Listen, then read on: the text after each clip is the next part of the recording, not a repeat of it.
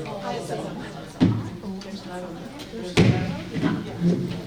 call this regular session of the Wetzel County Schools to order. We will begin with the opening pledge led by Mr. Castello, followed by a moment of silence. Anyone not wishing to participate may stay seated.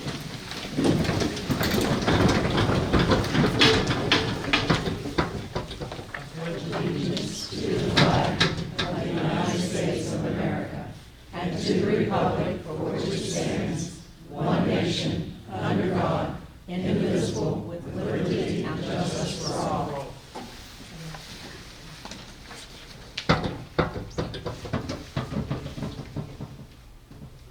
Thank you. You may be seated. The first thing I want to mention is that Mr. Price is not able to be with us tonight for the meeting. The second thing I want to mention is I'm going to move item number 8 up to right now. It's the first thing before we do the recognitions. Do item number 8. I found a lot of people, some that attend the meetings, many that watch it online, that ask me questions that I respond to, and I'm like, well, I didn't know that. How do you know that? And how are we supposed to know that? So I just came up with 6 different things to let you know about the difference and how the board works and how the superintendent and her directors work. So for example, if you hear somebody say, the Board of Education said, that would mean Mr. Glasscock, Mr. Castello, myself, Mrs. Nice, and Mr. Price. We're the Board of Education. We're the elected members. Everybody else that's at the meetings in the county office and the Big U are Mrs. Porter and her directors. Okay, so that's the first thing. There's a difference there. When there are interviews held, this was asked of me, we have nothing to do, the board, with the interviews, not anything at all, until Mrs. Porter brings us a recommendation for us to vote on. At that point, if we have any questions about specific personnel or positions, we can go into executive session to discuss those with her, and then we can vote on it. But we don't have anything to do with the day-to-day interviews. Rifts and transfers. We have not been given a list, the board members, of any rifts or any transfers. We have nothing to do with that process until Mrs. Porter and her directors work out how they want it, try to do what can be best for students, and then at the point in the future that will be presented to us, especially if there are hearings. But at this point, I have not received a single name from Mrs. Porter and the directors. So the board does not deal with that. The big point is that the daily running of the school system is run at the county office. It is not run by the Board of Education. And I think people get confused with that, thinking that we are running it, and we don't run the day-to-day management. We're the oversight. If something's presented to us that we don't agree with, then we can vote on it at an open meeting like this, and we can question it, vote it up or vote it down. But we don't deal with the day-to-day. Now, if you have a problem and you go to your principal, you go to the teacher, and then you go to the principal, and then you go to the county office and talk with the curriculum directors or whoever as you move up the line, and you still don't feel like you're getting the information you need, and so you call one of us, that's okay. But we're not going to take care of the problem. We're going to go to Mrs. Porter and say, this is a problem, it needs looked into. And if it's not looked into, you contact us again, we'll go to her again and say, this needs taken care of. I mean, that's what we're here for, is the oversight. We do not do the day-to-day things. And that's a lot for us to realize. I know myself when I first got on the board 4 years ago. You know, I had to learn a lot of that also. Okay.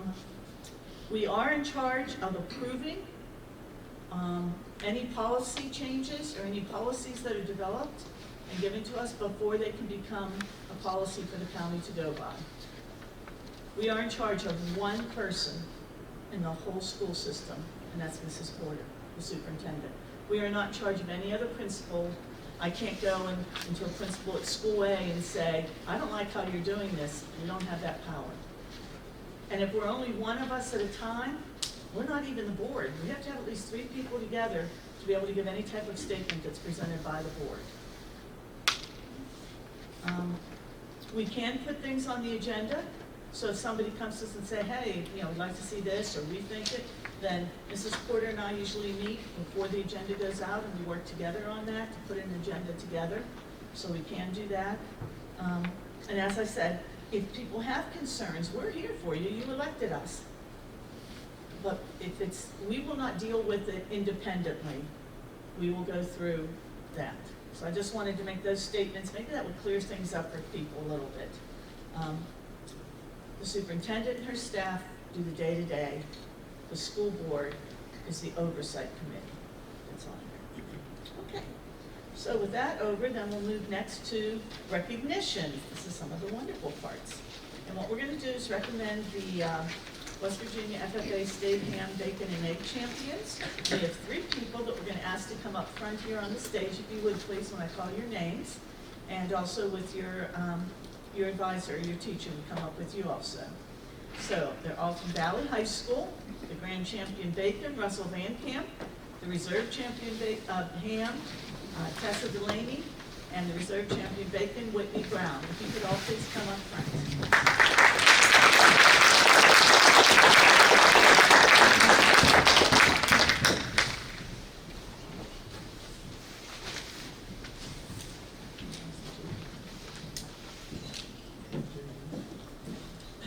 Mr. Morris, are you coming down?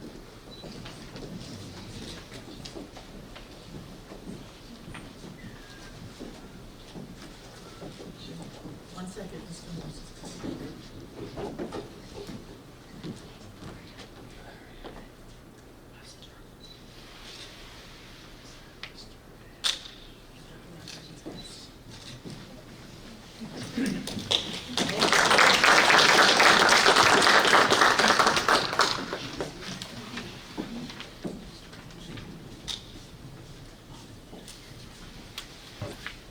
Next on the list will be delegations.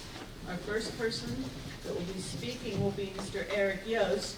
As a reminder of the delegations, each person will have 5 minutes to speak. Somebody mentioned to me that I had given a little extra time to somebody once before. I'm not going to cut you off mid-sentence. And also, we've had one person say that if somebody goes over, they'll give their time up. So we can always do that too also. Board members may not respond to the delegations because by law, we can't speak to anybody if it's not listed on the agenda. Now, if it's listed on the agenda, then when we get to that point, we can discuss it. Please don't think that doesn't mean we're listening to you, because we are listening to you so that when it is brought to us, we have that background information. We appreciate that. All the comments are made to the board and not to the audience. They should not be of a personal nature.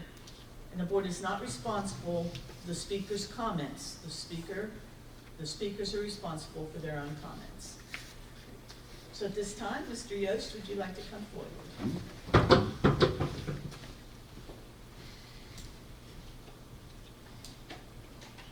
Got some place you want me to stand? Anywhere you feel comfortable there? Oh, okay, That's all right. fine. Well, I do a lot of movement, so forgive me. Okay, and the clock is right there. Okay. Yeah, I've got a few things to say, and the reason I'm here tonight is some things have been brought to my attention as a community member in Hundred. And I'm not in town every day, but I do a lot of business, I do a lot of things, and just to introduce myself, again, I'm Eric Yost. I'm a lifelong resident of Wetzel and Hundred. I graduated from Hundred High School in 1983. I graduated from WVU in 1989. I've never worked in public works. I've always been self-employed, and I could contribute substantially to the tax base in the county with my businesses and numerous things that I do. I have a lot of properties, and I generate a lot of things that's beneficial to the school system and everybody. I don't have any children. I never had time, so I was never selfish enough to have children, but I help all the other children in the community as much as possible. I'm really not an educator, so I can't talk about education very much, but I'm pretty well educated in life and scholastically as well. But my chief concerns are there's several things that, like I said, have been brought to my attention. The student enrollment decline at Hundred High School, we witnessed that, we all have witnessed that. And we witnessed it in the county as well.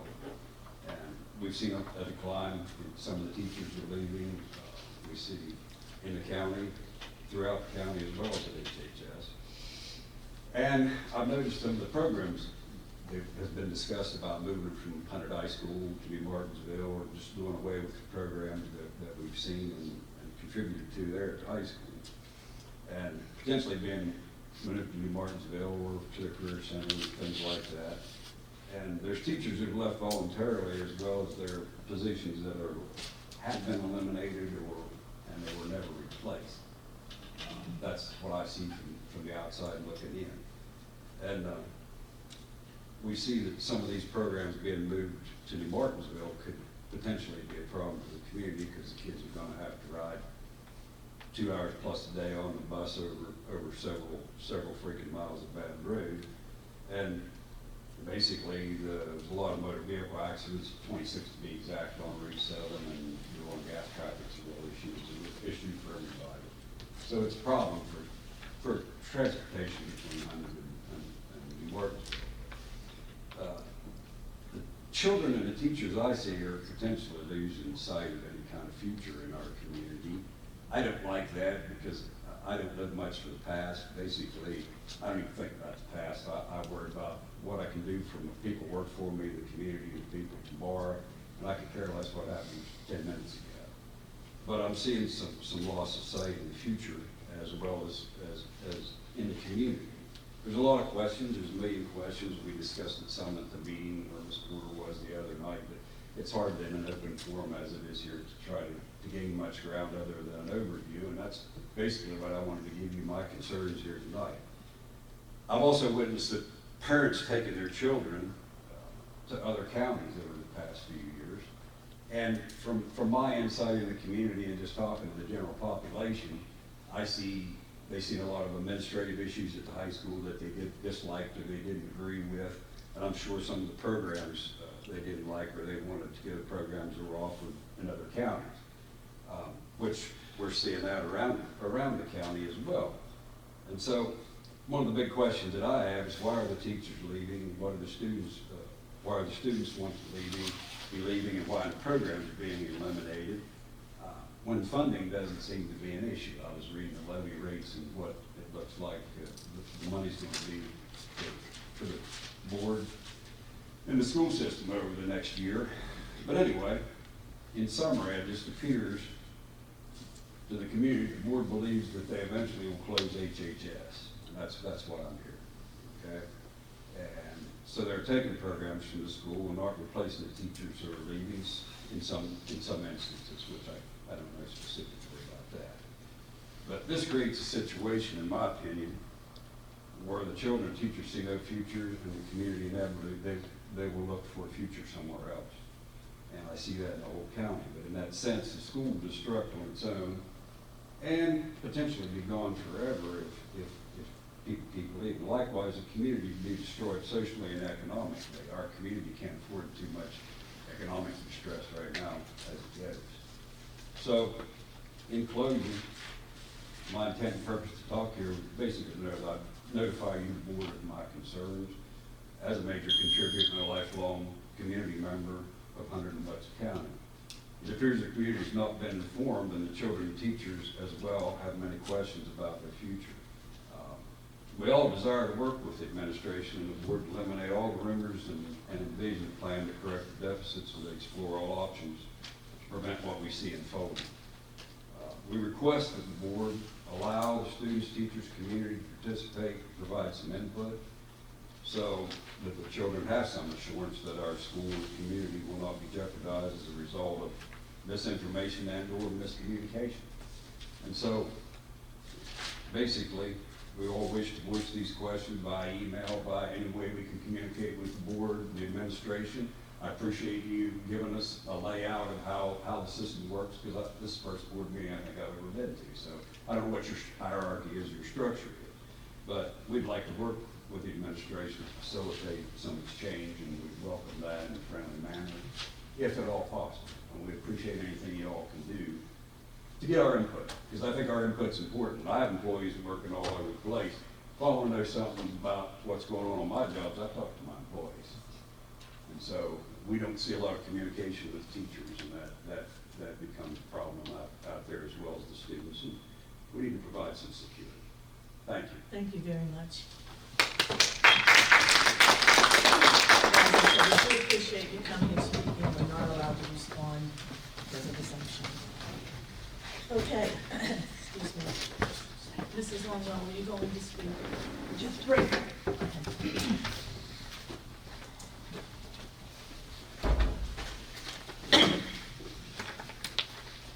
I'm Karen Longwell. I spoke at the last meeting. I just wanted to briefly tell you that Jo Beth has a packet with questions that people in our community have written, have sent to us, because we kind of formed a little committee called Stand Up, Speak Out, 100 Matters.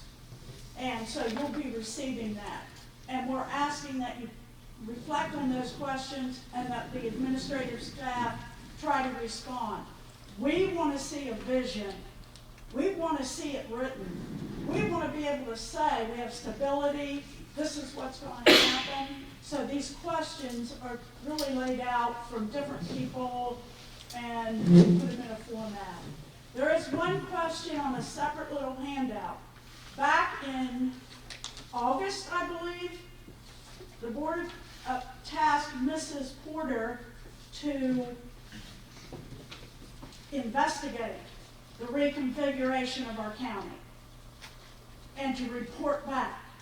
And I scanned through all the board meetings and minutes, and I haven't seen that she has reported back about the different scenarios that you had given her. So one handout is that question with what was passed that she had promised to do. I think that can alleviate a lot of problems. We need to know the vision. We need to know where we're going. We need the future to be clear, transparent. Thank you. Thank you very much. Carol Roberts.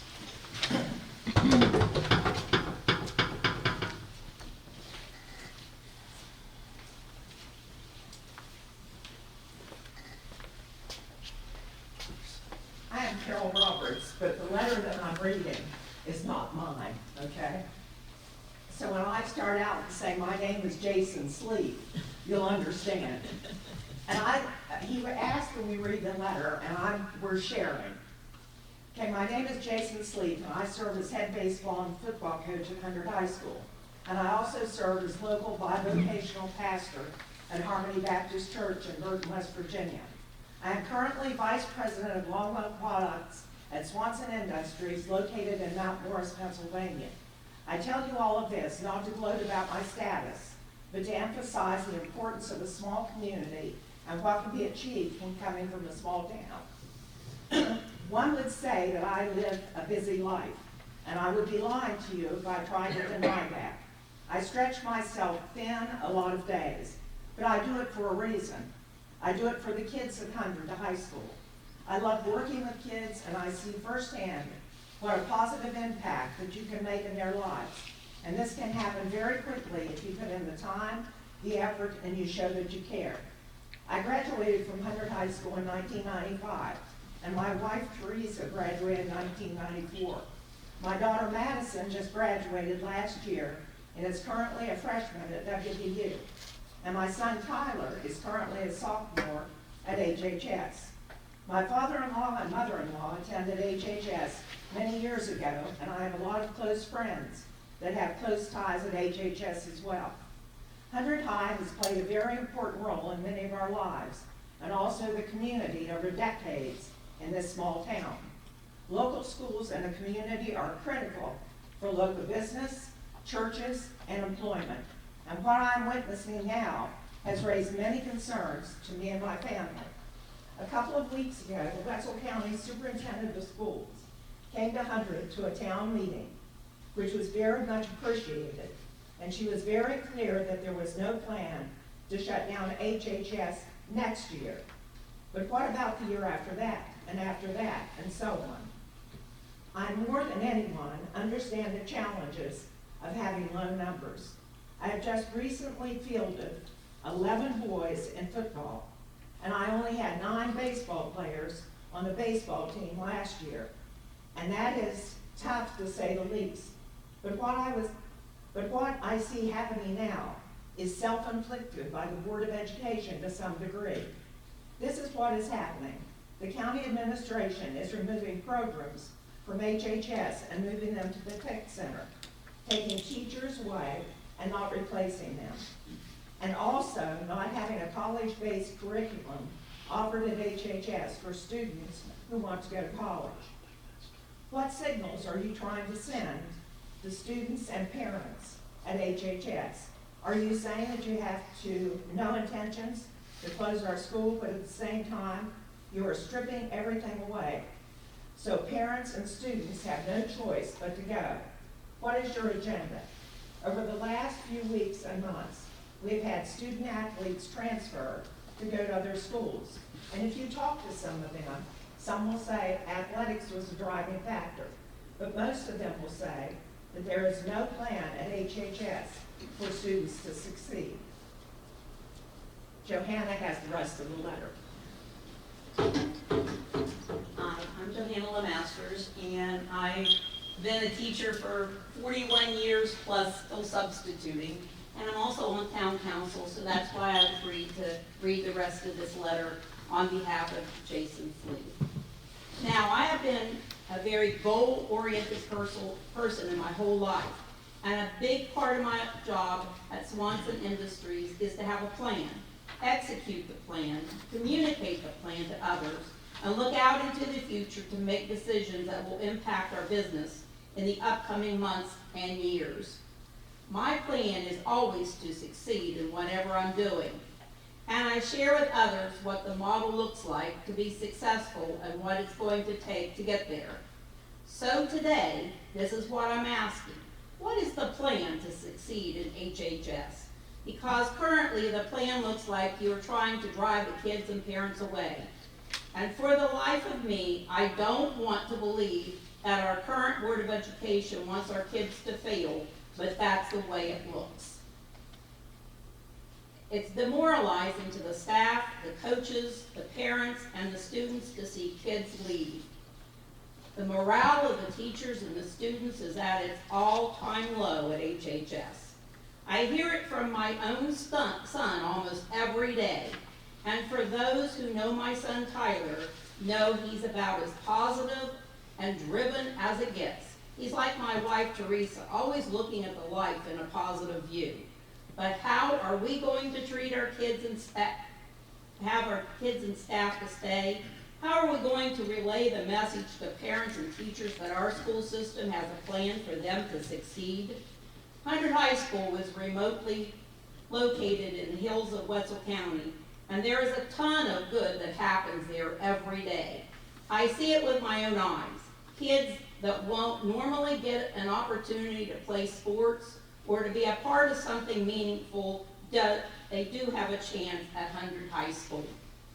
This part gives me the goosebumps because I know these children myself. This past Sunday, I have had two of the most unlikely kids show up at my church service. I was shocked and overwhelmed with joy and happiness at the same time when I saw them walk through the doors of the church. I asked both boys, what made you come to church today? And they said, Coach, we need all of the help you can get us. Man, that was powerful when you stop to think about it. These kids are looking for more. These kids are reaching out, and these kids are looking for leadership.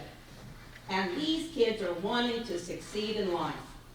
Help us drive a plan that we can take to the homes of the students and parents to let them know that 100 High School is, along with the Board of Education, administration, and community, do care about their future. We do care about preparing them for the next step in life. And this is how we're going to get there. I try to be as positive as I can to be around these kids.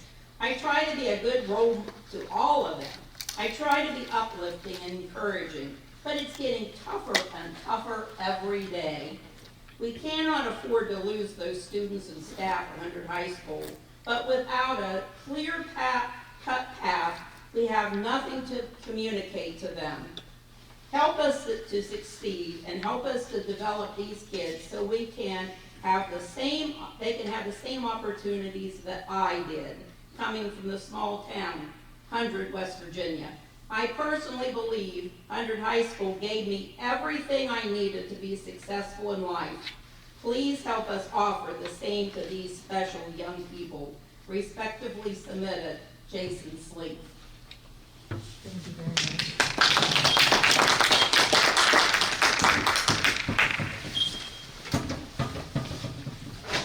And we do appreciate all of you that spoke.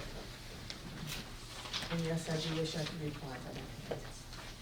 So, we'll go on to the next thing, which would be the superintendent's information. Okay, so, we heard news this week from Brian Hostetler that our new probation officer, countywide juvenile probation officer, will start April 8th, and we will have a presentation on at the next board meeting, April 9th. With that, we'll introduce that person, and, Mr. Hostetler will be here. Jobs are currently being filled, and, we will bring these names to the Board of Education, so every day, we're getting new recommendations for jobs that need filled and shuffling around our staff to best meet the needs of our students. Next week, I continue my observations in classrooms at Magnolia High School. We're continuing to work on that equitable countywide schedule. So we have spent many, many hours, and we still have many hours to go, but the plan is to make the county-wide schedule for secondary as equitable as possible for all of our students in Wetzel County. Thank you. Okay. Under superintendent's recommendations, do I have approval of the minutes for the statutory and regular meeting held on March 12th? So moved. It's been moved by Mr. Castillo. Is there a second? Second. It's been seconded by Mrs. Nice. All those in favor say aye. Aye. Aye. Opposed? Motion carries unanimously with the 4 that are present. Under personnel matters, we have resignations, leave of absence. Do I have a motion for approval of the superintendent's recommendations as outlined under personnel matters? It's been moved by Mr. Glasscock. I will second it. All those in favor say aye. Aye. Opposed? Motion carries unanimously. Okay, the next one is the ratification of the superintendent's recommendation for possible action and/or amendment to the superintendent's recommendation that a professional employee's unpaid suspension be ratified by the board. I move for executive session. Okay. Mr. Caslow moved for executive session. Is there a second? A second by Mrs. Nice. And this is going with code 6-9A-4, B-2-A to discuss personnel matters. All those in favor of going into executive session say aye. Aye. Aye. Those opposed? Motion carries. We are into executive session at 6:28.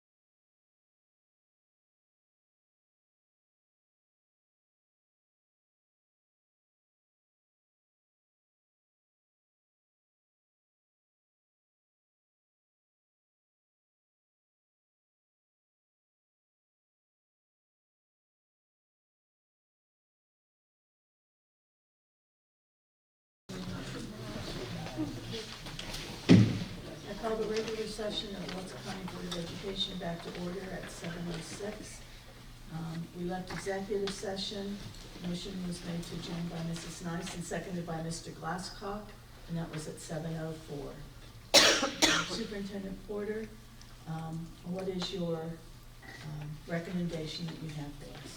Madam President, I make the recommendation that the board ratify my recommendation for the 5-day unpaid suspension for Paul E. Vargas III, which he previously served March 4th through 8th, 2024. Do I have a motion on that? I make a motion that we do not accept the recommendation of the superintendent. Do I have a second? It's been moved by Mr. Glasscock and seconded by Mrs. Nice that we do not accept the superintendent's recommendation of the 5 days. All those in favor of that, say aye. Aye. Opposed? Motion carries unanimously. Now we're under routine matters. We have released from Wetzel County Schools. We have 2 students that we are releasing from Wetzel County Schools for the rest of the year. We have our chaperone and volunteer list. Those have all been vetted. Okay, out-of-state trips and use of facilities. Motion for approval of the superintendent's recommendations as outlined under routine matters. It's moved by Mrs. Nice. I'll second it. All those in favor say aye. Aye. Those opposed? Motion carries unanimously. Treasurer's report. Board committee reports. Anybody have one? Okay. I already did the statement at the beginning. So number 9 is other items, policy 2322, West Virginia supporting accountability. First, I'd like to call Mr. Kimball.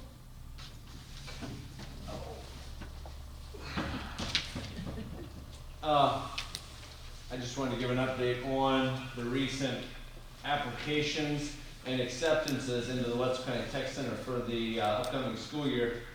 Myself with the other staff members from the center have recently went out to all 4 high schools, conducted interviews, and the numbers for next year with both morning and afternoon total 98 students, and that is still with, we're still going to be accepting a few more kids here and there when schedules get done.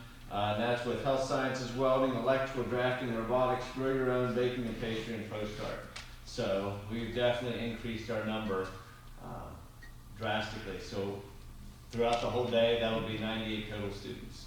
And I assume and can really think that we're going to add more students in that by the time the school year starts. But right now, those are the students that we send acceptance letters to, and I know we've been seeing some of this pop up on Facebook by parents, and it's exciting for us to see the excitement in the parents and the students seeing those acceptance letters.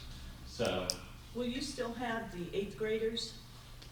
we are actually getting ready to start Project Lead the Way in all 4 of the grade/middle schools, and every grade/middle school will have Project Lead the Way there, which is going to kind of take place of the 8th graders coming to the center. And they're going to have Project Lead the Way plus Discover Your Future. And that'll be at all 4 attendance areas. Yes, ma'am. Thank you. Thank you. Mr. Barkus? Nothing tonight. Mr. Houston?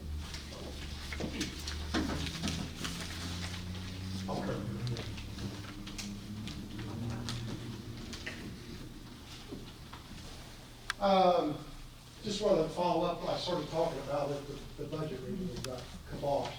Sorry. I'm getting that. Okay. So, had an opportunity to go to Martinsburg High School and spend a day and a half there, observing classes of students, meeting with teachers, and then the best part of that time was actually talking with the students involved in the classes that I observed. In particular, let's see, the attendees with my group were 2 teachers from Payne City High School, 3 teachers from Magnolia, and Principal Noah Miller from Magnolia. What we were looking at was something innovative that Martinsburg High School is doing. And in what they were doing, it started with 11th graders that had struggled in their early high school career where they failed a lot of their core classes. When they come to their junior year, they're so far behind, they don't have room for any electives or opportunities to get to the tech center or electives in art or anything, because they're trying to make up all their core classes they failed. So they did something innovative. They started with these students that were 11th graders who failed, and they put them in a co-taught class. And it was an English teacher and a social studies teacher. So in particular, since they were 11th graders, it was English 11 and contemporary studies, okay? And those are two required courses, prescribed courses they have to have in there to be able to graduate. And so they were co-taught. The standards were all merged and covered, okay? I'll give you an example of just how of the lesson I observed with that one group of students in particular. The social studies component had been particularly about yellow journalism. Want to help me with that, Mr. BC? They were people publishing newspaper articles that were stirring crap. There you go. We have a lot of that going on today in today's media, don't we? Because we're not sure who's giving us the right spin. You've got this group over here, and you've got this group over here, and I don't know if we get the whole damn truth a lot of times. So it was a combined lesson that involved the yellow journalism, particularly with the Spanish-American War. The battle cruiser, I'm trying to think what the name of it was in Havana Harbor. Maine. Thank you. Remember the Maine. Okay? Well, a lot of times, kids in general, if you're in the social studies class, you have a few kids that really do enjoy it, and then other kids that just think it is the most boringest thing ever. And after you talked about remember the Maine for 5 minutes, they're thinking about something else. Okay? Or it could be like the other end with the English situation. They get off the board with that and they don't relate it. But what I found, and I learned this from the officer observing the lesson, and what the kids were doing and the projects that went along with the standards, and how they were assessing those things, that the kids were transferring the information both from the English course and the social studies course in what they were doing, and they were actually understanding it, and they were interested in it. And just from listening to the students in a question and answer session, that was one of the things they said. They said they loved this because, number one, they said the best thing of it was they had two teachers. Had one of them a lot of times was working, covering the main thing, but then they had the other teacher who was scooting around that they needed to answer a question or something. They were available. You don't get that very often when you just have the one. And the course made sense to them because it was a combination of both. It made sense to them that the projects made sense and the English activities made sense because when it was incorporated with the social studies. Just like the yellow journalism, I didn't get to see the big in-depth social studies portion when they were talking about Remember the Maine and yellow journalism. But then, after just a brief recap of that, the English teacher took over and the students were given articles from today. Didn't have the titles to them, and then they had to read these articles and and take that information. They had to write summaries of what they were about, but they also had to write a title for that if it was like yellow journalism, so it's kind of like make it exciting and because that's what Randolph Hearst did. Back when we were remembering the name, he made up a bunch of lies and stories, and then we ended up in the Spanish-American War. There's a little bit more to that, but that was a lot of things that fueled it. Oh, yeah. Yeah. And so the students had to come up with their own titles, and then they, their own little yellow journalism titles. They had to write synopsis about what the articles were about. Then they had to come up with, what if it was like a straight up journalism article, what would be an appropriate title? And then they had to take that information and they had to share it with their peers, and so they were doing all kinds of strategy skills. And there was a lot of learning going on because, man, they could relate to what was going on in the real world. They kept going back and saying, well, this is going on, and I can see how they try to tweak this to make it, what I'm going to say is there was a lot of complex learning in this group where a lot of kids had failed before. And one of our big downfalls that that goes along with the book study we're doing, and I know you're aware of it, the high performing schools, high poverty schools that are high performing schools. One of their main focuses is that all students get the standards. Well, I can tell you for a fact in that classroom, all of the students were getting the standards. They found that there was an 82% success rate among the kids that were doing the dual credit co-taught class. Okay? Now, they found that there was an issue that came up after they did that for a year with those kids. Their high flyers said, well, this is ridiculous. This is not fair to us. They have an opportunity to get an English credit and a social studies credit in 1 year, 2 of them in 1 year, 12-class period. What about us? So they started a block with their sophomores, their high flyers, and it was a social studies honors and English honors class. I was able to observe that as well. Different standards, different scenarios, but boy, it was really interesting because they were talking about the main concept they were trying to work out is, should you follow all laws if you believe, especially if you believe they're unjust?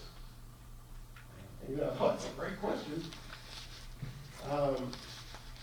And they, the historical perspective was back, back in 1860s or so, maybe even a little bit earlier. But it was linked to authors at the time like Thoreau and a few other authors. And let me tell you, the connections that the kids were making, because this stuff was going on back then, and there's some of these things going on now. And again, lots of learning going on.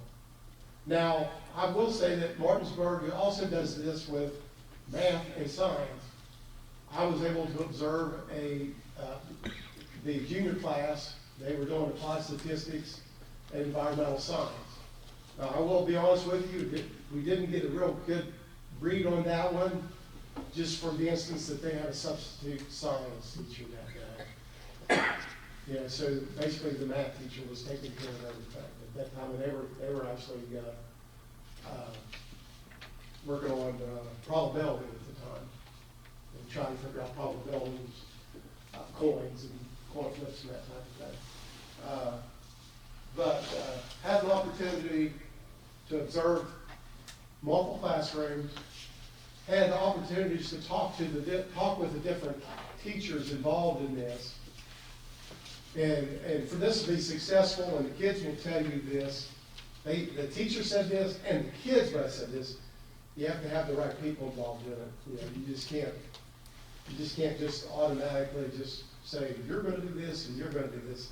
If there's not buy-in and people willing to work together, it's not going to be successful. These kids really built relationships with these teachers, and in particular, we had one student that he talked to us, and he had a very rough life. He actually got stabbed on his way to school at one time. Stabbed walking to school. But he praised about how that situation helped, not the staffing, but the course opportunity, actually brought his interest back to school. Because believe me, just from what I heard about this student, his life was far more, he had a lot more issues going on than just school, you know. This program actually helped him to get to where his senior year, he was able to leave home to go to work early. And that was a blessing for him because his family didn't have a whole lot. We have plans to try this in some of our schools. I know that the teachers that visited Paint City are excited about it. I think they would be perfect for it. I think we have a couple teachers at Magnolia that are interested in it. Like I said, we're not going to make people do something they don't want to do. If somebody tries to tell you that we shouldn't do this because we'll not cover all this, or we're not, the kids won't get this, they're full of it. That's just their attitude. I don't get excited about things that I think will not work. And I'm excited about the opportunity for this, and I think the teachers on that level are pretty excited about it. Magnolia is potentially going to try to do this and offer, if they can work it out, and I don't know if they will, it'll be whatever works for them. Just mentioned the possibility of running like a regular section, an honor section, and maybe a section for kids that maybe would be inclusion special needs. You know, the big thing we want to do is to try to improve opportunities for all our kids across Wetzel County. And we do have some things in the works to try to do that. You know, with our technology, where we're looking at having the same times with all our schools across the board, and potentially being able to offer maybe that calculus class that our kids at Hunter didn't get, and our kids at Valley didn't get, where they don't have to ride the bus in to get it, because we'll be able to link in with our technology. They'll be able to see the teacher, hear the teacher, interact with the teacher. You know, so I just wanted to tell you, I think we have some good things coming in the process. I'm sure we're probably going to have a few hiccups, but we're thinking about it. I will tell you, the teachers said, you know, the biggest issue they've had, and they've kind of worked through it, is just time. And, you know, if you can get them a planning time on the same period, same time block, that's the best. Collaboration. But that will probably be impossible with some schools. Their solution, and you know, I know this is not is to try to, if there's a PL day, or if we can work ahead of time and plan it well ahead, if we can maybe give them a set for a half a day where they can work together, you know, to plan this out. We also plan on giving them time over the summer, where they, you know, pay them to come in early and try to prepare, maybe get them in a week early and let them have that time just to work together. Because what they found was successful in Martinsburg was administration didn't say, here's your, you know, this is how I want you to do it. Said, here's our people, you know, if you're okay with trying this, once you get you two sit down with your standards together and see how this meshes and how you want to do this together. And that's the best way to do it. You know, because this will work with this will work with that. And that's how they've had success with that. And if we have other schools that did not attend, I'm not telling them that they can't try it. We'll hook them up with the people that visited. You know, I'll try to help them and give them guidance. I'd like to try to offer that opportunity to all our schools. Start small, see how it works, and if it works well, maybe we'll expand it to something else. You know, and, you know, if there's some glitches out there, I'm sure there will be. We'll take them head on and we'll work through it. That's what you do. I think I've talked long enough, because I can get winded when I'm excited about things. Do you have any questions? Okay, thank you. Thank you. Thank you. And I didn't cut you off. Oh. Last. You're very welcome. Do you have anybody else that's on?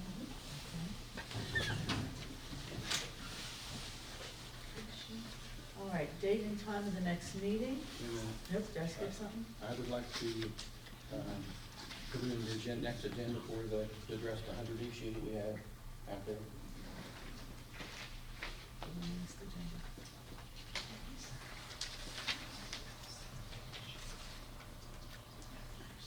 And that's for discussion, And possible action. possible action. Well, we need to do something.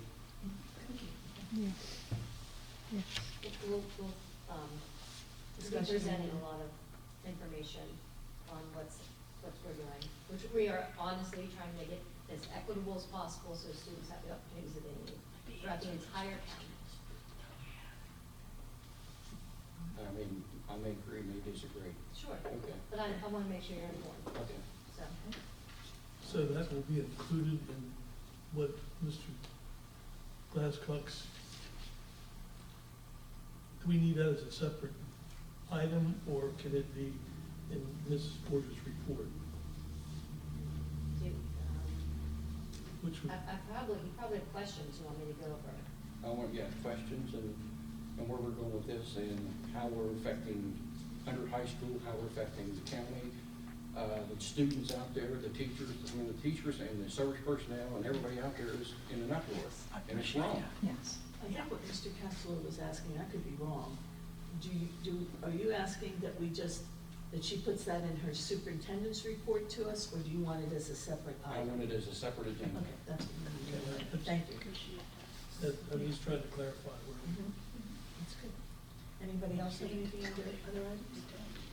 Okay, date and time of the next meeting is April 9th, regular meeting at 6 PM at the county office. Do I have a motion for adjournment? We adjourn. So moved by Mrs. Nice, do we have a second? Second by Mr. Castro. All those in favor say aye.